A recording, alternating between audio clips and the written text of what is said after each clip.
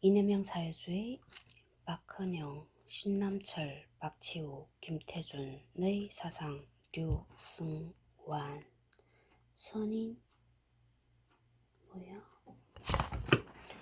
저자 양력, 류승완, 류정완, 성균관대 유학과 루쉐크 마침, 같은 대학원 동양철학과 중국철학 전공 석사 마침, 입학 후 23년 만에 박사학위 받은, 학위 취득 후 중국 철학사 강의, 지금은 동아시아 사회주의와 한중 근현대사상의 교류를 연구하고 있음. 그동안 사람과 사람, 사람과 자연이 더불어 살아가는 세상을 꿈꾸며 1999년 북한 어린이 돕기 백두대간 종주, 2002년 한일평화 도보 대장정, 2006년 전국 해안선 도보 일주, 2008년 전국 강따라 도보 순례, 2010년 일본 시코쿠四国 도보 순례에 참여하였음. 디즈, 둔석, 톤인가? 둔시, 양성주, 량성주, 화백.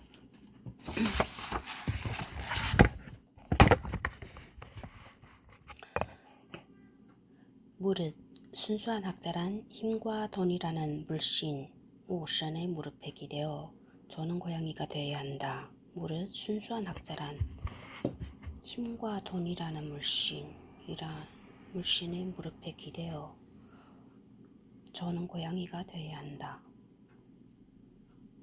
순수한 학자님들의 입장에서 지식은 무엇보다도 권력과 자본 앞에 순결해야 한다. 바지 가랑이에 흙먼지나 묻히고 있는 이야기하는 쟁기꾼들을 학계나 강단에서 단호히 몰아내는 용맹도 지니고 있어야 한다. 이런 순수 학문을 팔아서 얻는 권력과 자본의 총애란 얼마나 달콤한가.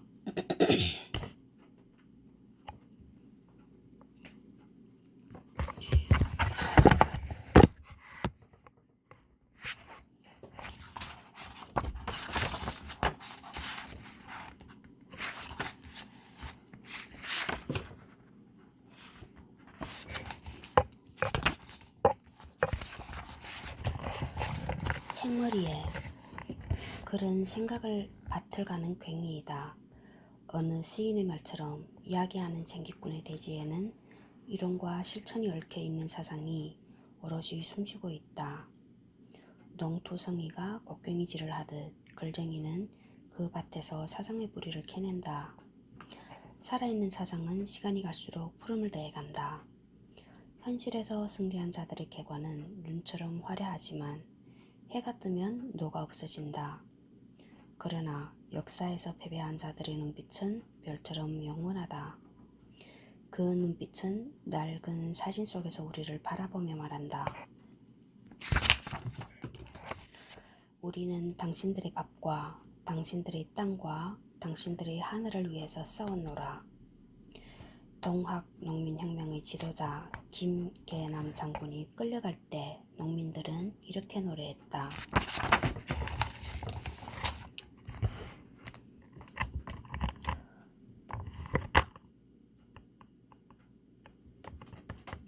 개남아, 개남아, 그 많은 군사 어디 두고 수레에 묶였느냐.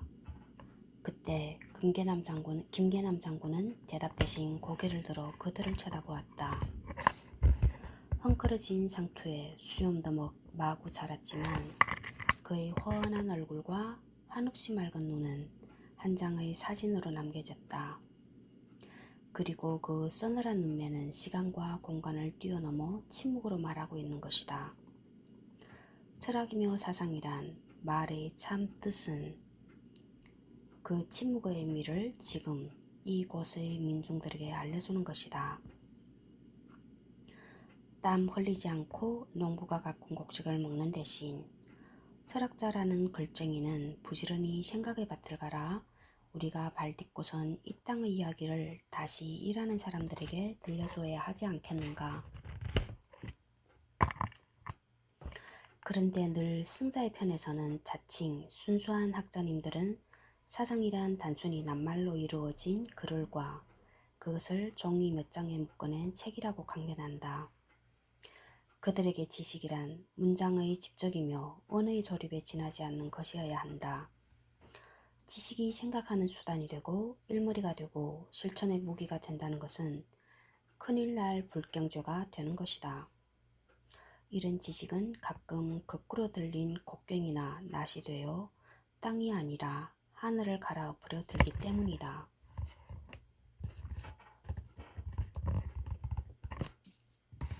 무릇 순수한 학자란 힘과 돈이라는 물씬 우선의 무릎에 기대어 조언은 고양이가 되어야 한다. 순수한 학자들의 입장에서 지식은 무엇보다도 해야 되는 거 아니야? 무엇보다는 맞네. 무엇보다도 같은데. 권력과 자본 앞에 순결해야 한다. 무엇보다도 해야 되지. 바지 가랑이에 흙먼지가 묻히고 있는 이야기는 쟁기꾼들을 학계나 강단에서 단호히 몰아내는 용맹도 지니고 있어야 한다. 이런 순수 학문을 팔아서 얻는 권력과 자본의 총애란 얼마나 달콤한가. 정신적으로 거세, 취시된 채 지식의 만찬을 준비하는 순수한 학자들에게 역사의 패배자들이란 끔찍이도 두려운 존재인가 보다. 오랜 세월의 장막 속에서 빛바랜 사진으로나 남아있는 패배자들이건만 그 이름 석자를 떠올리는 것조차 용납되지 않는다. 그 이름 석자를 기록하기 위해 숱한 어려움과 수모를 넘어서야 했다. 패배자들이 꿈꾸었던 세상은 여전히 악몽이며 금기이다. 세월의 장막 뒤에 그들의 발자취가 그대로 남아있기 때문이다. 얼마나 먼 길을 걸어 그 고향 산천을 떠나갔던 그들은 얼마나 어두운 세월을 지나 우리 앞에 다시 서 있는가. 이제 그들의 자취를 다시 더듬는 뜻은 우선 이 땅 어디선가 잠들어 있을 그들의 외로운 늪 앞에 작은 묘비명을 세우는 것이다. 그리고 우리를 위하여 피와 살이 마르고 뼈가 닳도록 헌신했던 그들의 이야기를 지금 이곳의 민중들에게 말하고자 합니다. 글쓴이가 아직 서투른 쟁기꾼인 탓에 그들이 씨 뿌렸던 사상의 대지를 제대로 갈기에는 힘이 붙인다. 그러나 한 걸음이라도 앞으로 나가야 한다는 생각에 부족함을 무릅쓰고 짧은 글을 세상에 내어놓는다. 이 글이 그분들께 누가 될까 저 하면서도 그분들을 기억하고 다음 세대의 이승표가 되기를 바라는 심정은 한결같다. 어두운 시대 기꺼이 자신을 희생한 무명의 개인 우밍의个人 역사 발전의 주체인 세계사적世界史的 개인 个人이었던 그분들께 한 줄 짧은 글을 올린다. 당신들은 모든 것을 바쳐 싸웠노라. 우리 법과 우리 땅과 우리 하늘을 위하여.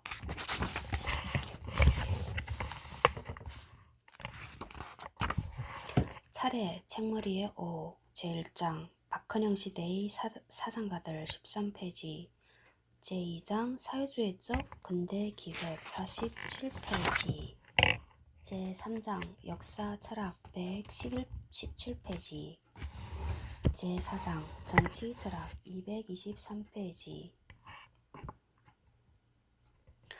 제5장 민족 문화 건설론 291페이지 제6장 그들이 이루가려 했던 세상 387페이지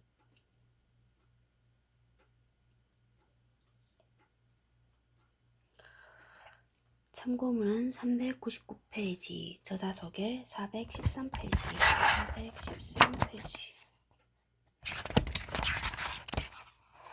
413 여긴가?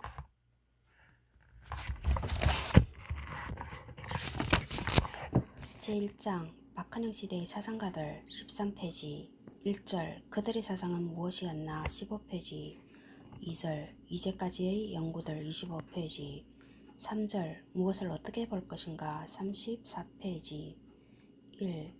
이념형 사회주의 34페이지 2. 역사 철학, 정치 철학,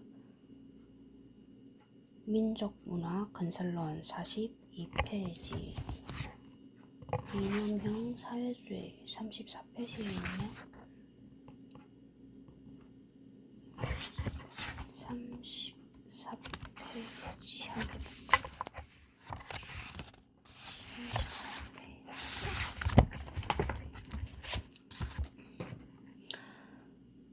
34페이지 이념형 사회주의 박헌영, 신남철, 박치우, 김태준의 사상 3절 무엇을 어떻게 볼 것인가 1. 이념형 사회주의 조선의 사회주의를 이념사적으로 고찰하는 전제조건 대상의 객관화이다.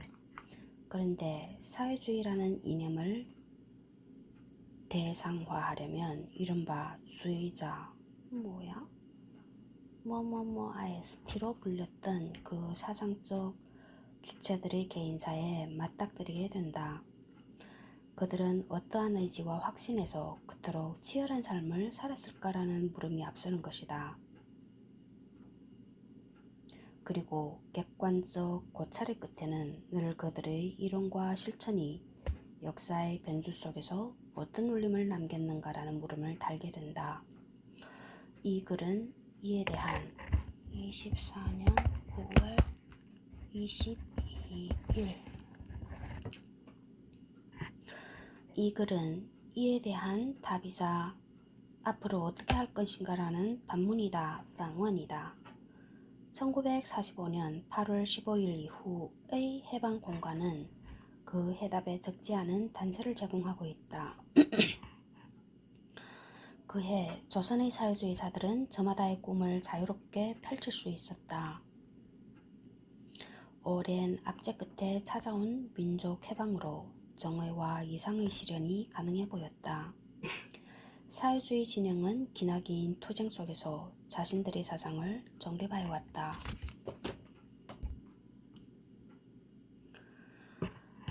조공그룹을 비롯한 이념형 사회주의는 한때 조선의 사회주의 진영을 대표하는 정치 세력이었으나 분단체제의 수립 과정에서 흔적 없이 소멸되었다. 그들의 개인사도 단순히 신념에 따른 선택의 소산으로만 보기에는 너무나 비극적이다. 그들을 그토록 극적인 실천으로 이끌었던 로고스적 파토스는 무엇이었던가? 이 책의 로고스적 파토스 처음 보는 단어인데 외래어인가? 이 책에서는 이념형 사회주의라는 개념을 처음으로 사용하였다. 현재까지 해방 공간의 사회주의 운동을 통칭하는 일반화된 용어나 개념은 없다. 오히려 사회주의 내부에서도 질적인 차별성이 있을 수 있다는 발상이 허용되지 않을 정도로 사회주의 그 자체가 금기시되어 왔다. 대개 이들을 주체로 설정할 경우 시기나 분석 대상에 따라서 조선 공산당 중앙, 북조선 분국, 남조선 노동당, 북조선 노동당, 조선 노동당, 김일성 그룹과 박헌영 그룹 등의 명칭이 선택적으로 사용되어 왔다. 49에 대한 해석 35페이지 49 비선향장기수 안학섭은 비선향장기수 이건 또 뭐야? 해방공간의 사회주의 운동을 통칭하는 주체 설정은 어렵지만 1946년도까지는 분명히 조선공산당으로 기억에 남아있다고 수례하였다. 부산 오병원 인터뷰 2010년 1월 1일 이 시기의 조선사회는 부르주아 민주주의 혁명 단계로 정리될 수 있다. 이 책에서 말하는 이념형 사회주의는 두 가지 기준에서 사용되었다. 그것은 첫째, 실천의 범주에서 궁극적으로 자신의 이성과 신념을 현실적 이익과 바꾸지 않고 지킨 경우이다. 신남철은 이를 역사의 발전을 위한 개인의 희생으로 표현하였다. 둘째, 이론의 범주에서 전, 첸, 근대적, 전체주의적, 화양식으로 회귀한 권력형 사회주의 체제가 아니라 자본주의적 근대성을 넘어선 민주주의적 사회주의를 지향한 경우이다. 신남철, 박지우는 이를 휴머니즘과 민주주의로 표현하였다. 엄밀하게 따진다면 어떤 사람의 이론과 실천도 완전히 이념형 또는 권력형으로 유형화되지는 않는 것이 당연하다. 시기나 상황에 따른 입장 변화는 운동가의 필수 여건이기 때문이다. 그리고 국면과 사안마다 서로 생각이 같거나 달라지는 경우가 많기 때문에 어떤 분류도 완전히 일치하기는 어렵다. 그러나 전체적인 실천과 사상성에 대한 궁극적 평가는 가능하며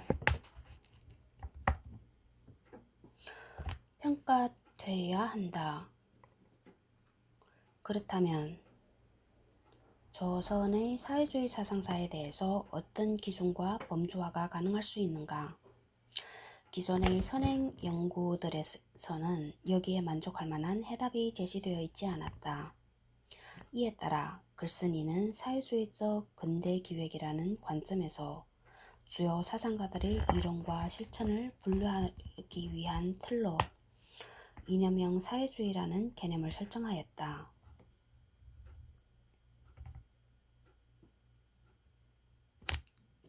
그러나 이 개념은 아직은 제한적, 경향적 기준일 수밖에 없다.